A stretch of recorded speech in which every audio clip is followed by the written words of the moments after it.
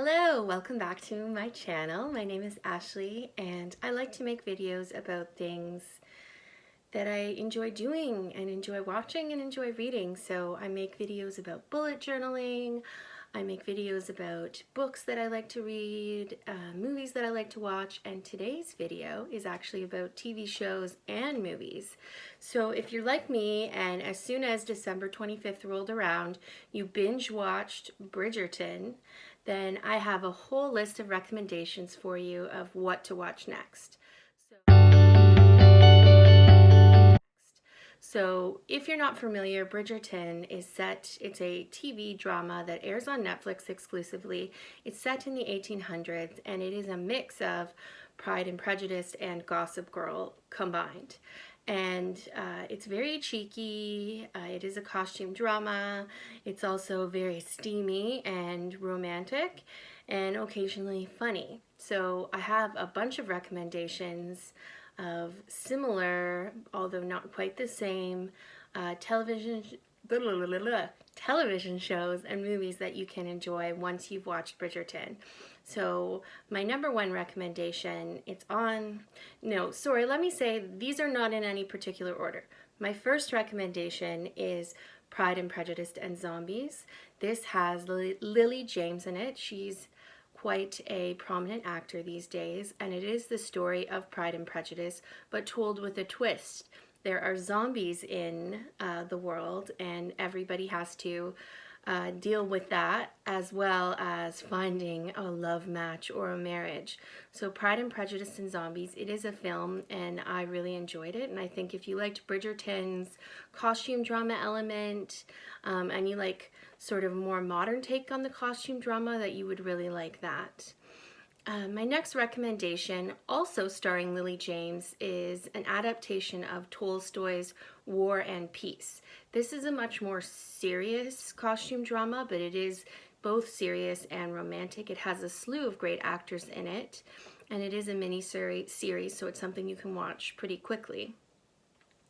If you like the aspect of Bridgerton that is sort of romantic and costumes set back in time, then you might enjoy Carnival Row. Carnival Row actually adds a fantasy element. It stars Orlando Bloom and what is the actress with the big eyebrows? Cara Delevingne. And it is also excellent. I really enjoyed watching that one. It's sort of set in the same time period, but in a fantasy world, and there are humans, but also people who are fae, and it's all about the interactions between these two kind of types of beings. Another great recommendation I have for you is North and South. This is originally a novel by Elizabeth Gaskell, and this is an adaptation of that novel into a miniseries. If you really like the kind of Jane Austen-esque type elements of Bridgerton, then you will really like North and South. It is not risque, so you're not going to see what goes on in the bedroom, but it is a costume drama and it is a love story. Another recommendation I have for you is to actually take the time to watch Pride and Prejudice, but not the Keira Knightley version, to watch the BBC's version that has Colin Firth in it. I think that's universally the very best version. And while you're at it, go back to Netflix and watch Sense and Sensibility that has Emma Thompson and Kate Hudson. That's an incredible version. It also is directed by Ang Lee, who is an amazing director, and I really love that version of Sense and Sensibility. If you liked The Queen's Gambit, the main actress from that is starring in the 2020 version of Emma, and that again is a direct Jane Austen adaptation. So you've got love and romance, but not necessarily as steamy as something like Bridgerton. If you're looking for something that has a lot of what goes on between the sheets, then you might enjoy Amazon Prime's The Great. The Great stars Elle Fanning and also Nick Holt, who both of them are just amazing, and that is a very intense experience, costume drama, sex, and intrigue about who's going to take power in Russia. Another great sort of version of that is The Favorite, and that is by the same person who's behind The Great. It is a film, and it has Rachel Weisz in it, as well as one of the Emma actresses.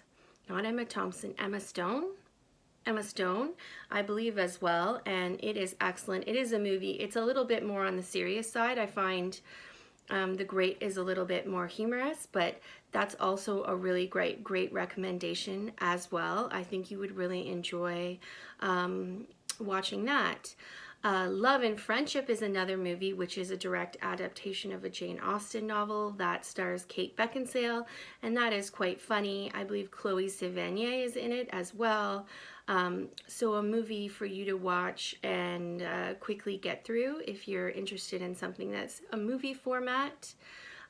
If you haven't seen the television show Reign, I noticed there's a lot of elements in Bridgerton that are in Reign. Like if you listen to the soundtrack for Bridgerton, there's a lot of the Vitamin Quartet. They do a lot of instrumental versions of modern songs, and I noticed they did that in Reign as well. Reign is very similar in terms of its edginess. Myself, I could not get through all of Reign, but the first couple seasons I did think were quite good. So that is all my recommendations for you in terms of what to watch next after you've watched Bridgerton. I really hope that you give some of these a try, and let me know in the comments down below if you watched Bridgerton, if you like it. If you're really looking for exactly what happens to the characters, then Bridgerton is a series of novels, so you can read the next novel, which is the story of Antony and how he finds his partner. So you can read that. It's a book by Julia Quinn. There's a book that features all of the main characters. Again, I'm Ashley, and I really thank you for watching. Please subscribe to see more videos like this one, and leave me a comment down below telling me if you liked Bridgerton, what you're watching next, and if I missed any recommendations. Until next time, bye!